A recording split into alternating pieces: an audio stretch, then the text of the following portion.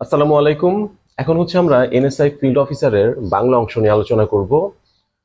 2019-এ 2019-এ বাংলা 2019 2019-এ বাংলা যে প্রিলি পরীক্ষাটা হয়েছিল সেখানে হচ্ছে মোট প্রশ্ন ছিল কয়টা? মানে মোট প্রশ্ন ছিল হচ্ছে 80টা। যার মধ্যে হচ্ছে বাংলা থেকে প্রশ্ন আসছিল কয়টা? 20টা। ঠিক আছে, মানে আমাদের হচ্ছে প্রত্যেকটা প্রশ্নই অ্যানালাইসিস করে পড়া উচিত। তাহলে হচ্ছে আমরা রাইট ওয়েতে পড়াশোনা করতে পারবো। তাহলে আমাদের অযথা পড়াশোনা করে তো লাভ নাই, তাই না? তো আমাদের হচ্ছে 2019-এর প্রশ্নটা যদি দেখি আমরা বাংলা অংশটা, তাহলে হচ্ছে মোট প্রশ্ন ছিল হচ্ছে কয়টা? 80টা, যার মধ্যে বাংলায় আসছিল কয়টা? 20টা। সেই 20টা প্রশ্নের মধ্যে আমাদের হচ্ছে সাহিত্য থেকে আসছিল কয়টা? 4টা প্রশ্ন। 4টা প্রশ্ন সাহিত্য থেকে, 4টা প্রশ্ন। আর বাকিগুলো হচ্ছে কি মুখস্থ। মুখস্থ প্লাস হচ্ছে কি ব্যাকরণ। ঠিক আছে, মুখস্থ প্লাস হচ্ছে কি ব্যাকরণ থেকে আসছিল। মুখস্থ বলতে হচ্ছে বাগধারা, তারপর হচ্ছে বিপরীত শব্দ, এই টাইপের প্রশ্ন থেকে, এবং হচ্ছে ব্যাকরণ থেকে আসছিল হচ্ছে বাকি 16টা প্রশ্ন। তো সাহিত্য থেকে হচ্ছে আমাদের এই 4টা প্রশ্ন আসছিল, আর এই 4টা প্রশ্নই কিন্তু মানে এমসিকিউ আকারের ছিল, অপশন দিয়ে আমি শর্ট প্রশ্ন আকারে লিখছি। তো যাই হোক, এখানে ফার্স্ট এক নাম্বার কি বলছে? শরৎচন্দ্র চট্টোপাধ্যায় কোন প্রকার সাহিত্যকর্মের জন্য খ্যাতি অর্জন করেছেন?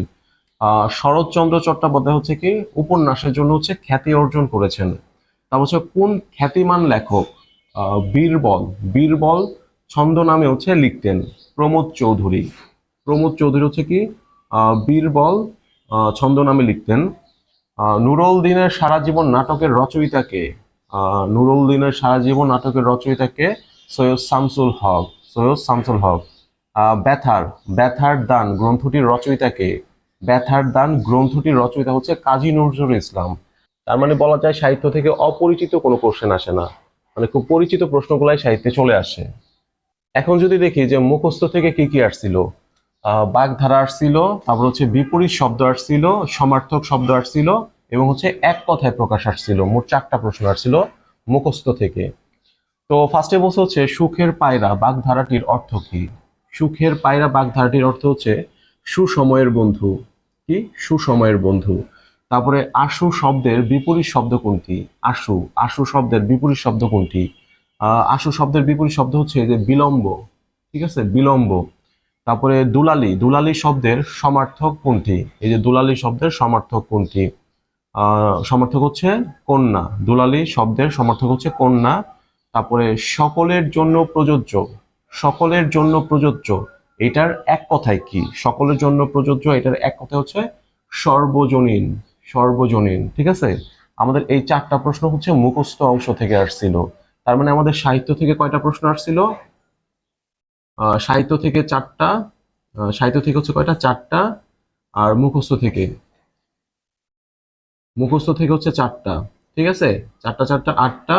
আর আমাদের ব্যাকরণ থেকে আসছিল কয়টা প্রশ্ন? 12টা প্রশ্ন। ব্যাকরণ থেকে 12টা প্রশ্ন আসছিল। এখন হচ্ছে আমরা দেখবো যে আমাদের ব্যাকরণ থেকে কোন টাইপের প্রশ্নগুলো আসে। তো ফার্স্টে হচ্ছে আমি যে প্রশ্নটা নিচ্ছি এটা হচ্ছে সন্ধি থেকে আসছিল। দেন কি বলছে? নিরবধি শব্দটির সঠিক সন্ধি বিচ্ছেদ কি হবে? ঠিক আছে, 4টা অপশন দেওয়া আছে এখানে। তো এখানে হবে ক নাম্বার, নি যোগ হচ্ছে অবধি, এটা হচ্ছে বিসর্গ সন্ধি থেকে আসছিল। বিসর্গ সন্ধি। তো আমি এখানে নিয়মটা লিখে দিচ্ছি, আপনাদের উপকারে আসবে। স্বরবর্ণ পরে থাকলে, পরে বলতে কি বোঝায়? এই যে আমাদের হচ্ছে সন্ধি বিচ্ছেদ করলে পরে হচ্ছে কি হয়? একটা প্লাস চিহ্ন থাকে, প্লাসের আগে একটা থাকে, পরে একটা থাকে। তো এটা বোঝানো হয়েছে যে স্বরবর্ণ পরে থাকলে, স্বরবর্ণ পরে থাকলে বিসর্গ র। ঠিক আছে, বিসর্গ র হয়। স্বরবর্ণ পরে থাকলে এই বিসর্গটা কি হবে? র হবে। কিন্তু ব্যঞ্জন বর্ণ পরে থাকলে বিসর্গ রেফ হয়, রেফ। তার মানে যোগের পরে যদি কি হয়? বিসর্গ সন্ধির বেলায়, কিন্তু বিসর্গ সন্ধির বেলায় হচ্ছে যোগের পরে যদি স্বরবর্ণ থাকে তাহলে হচ্ছে কি এইটা হচ্ছে কি বিসর্গটা হচ্ছে র হয়, র। এই যে র, বয়বিন্দু র। ঠিক আছে, বাট যদি আমাদের কি থাকে? ব্যঞ্জন বর্ণ থাকে, যেখানে যেমন ব্যঞ্জন বর্ণ আছে, তাহলে হচ্ছে কি এই বিসর্গটা কি হবে? রেফ হবে, রেফ। তো আমরা করি। আর অহ যোগ অহ, এটা কি হবে? এখানে হচ্ছে অ আছে, অ অ, আর এখানে বিসর্গ আছে। তার মানে কি হবে? যে অহ রহ। ঠিক আছে, অহ রহ, বোঝা যায়? অহ রহ। আর এটা কি? এখানে আছে অন্ত, একটা বিসর্গ আছে, তার সাথে হচ্ছে কি বর্তি, এখানে কি আছে? ব্যঞ্জন বর্ণ আছে। তাহলে এটা কি হবে? রেফ হবে, রেফ। এই যে অন্তর, এই যে বর্তি, ঠিক আছে, রেফ হবে অন্তর, একটা অন্তর রেফ, তারপর বর্তি, ঠিক আছে, বর্তির মতো কিন্তু বর্তি ঠিকই আছে। এই বর্তি বানার যে রেফ ছিল এটা ঠিক আছে, জাস্ট আমাদের এই বিসর্গটা হচ্ছে কি এই ব্যঞ্জন বর্ণের জন্য এখানে কি হয়েছে, রেফ হয়েছে, অন্তর্বর্তী, ঠিক আছে। তো এগুলো হচ্ছে আমাদের বুঝে বুঝে পড়া উচিত। তাহলে আমরা যদি আমাদের যেটা দেওয়া ছিল নিরবধি, এটা হচ্ছে কি এই যে আহ নির্যুগ অবধি, অবধি, ঠিক আছে। তারপরে এখানে কি আছে, এখানে যে বিসর্গ আছে আর এখানে অ আছে, অ, ঠিক আছে, মানে স্বরবর্ণ, স্বরবর্ণ আছে এখানে একটা। তাহলে হচ্ছে আমরা কি হবে, এটা হচ্ছে র হবে, এই যে নির, এই যে এইটা আর এটা মিলে কি হইলো, র হইলো, আর এই যে বধির মতো বধি, ঠিক আছে, বধি, কি বোঝা যায়। এখন আমরা ব্যাকরণ থেকে কিছু প্রশ্ন দেখবো যেগুলো হচ্ছে আমাদের মুখস্থ রাখতে হয়। যেমন হচ্ছে ব্যাকরণের মূল ভিত্তি কি। ব্যাকরণের মূল ভিত্তি হচ্ছে ভাষা, ঠিক আছে। ব্যাকরণের মূল ভিত্তি কি, ভাষা। উপসর্গকে ইংরেজিতে কি বলে, উপসর্গকে হচ্ছে ইংরেজিতে প্রিফিক্স বলা হয়, প্রিফিক্স। দোকান শব্দটি, মানে দোকান শব্দটি কোন ভাষা থেকে এসেছে, দোকান, দোকান শব্দটি হচ্ছে ফার্সি ভাষা থেকে আসছে, ফার্সি ভাষা, ফার্সি ভাষা, ঠিক আছে। বাংলা ভাষায় কয়টি জ্যোতি বা সেচ চিহ্ন রয়েছে, ঠিক আছে, বাংলা ভাষায় কয়টি জ্যোতি বা সেচ চিহ্ন রয়েছে, 12টি, এগুলো আমাদের মুখস্থ রাখতে হবে, ঠিক আছে, 12টি। তারপর হচ্ছে কি ঔ, ঔ কোন ধরনের স্বরধ্বনির প্রতীক, ঠিক আছে, ঔ হচ্ছে কোন ধরনের স্বরধ্বনির প্রতীক, এটা হচ্ছে যৌগিক স্বরধ্বনির প্রতীক। আমরা জানি হচ্ছে যৌগিক স্বরধ্বনি কয়টা আছে, দুইটা, একটা হচ্ছে ওই, একটা হচ্ছে ঔ, ঠিক আছে, এই দুটো হচ্ছে যৌগিক স্বরধ্বনি, ঠিক আছে। বাংলা বর্ণমালায় হচ্ছে দুইটা যৌগিক স্বরধ্বনি আছে, একটা হচ্ছে আহ ওই আর একটা হচ্ছে ঔ, এই দুইটা, ঠিক আছে, দুইটি, বোঝা যায়।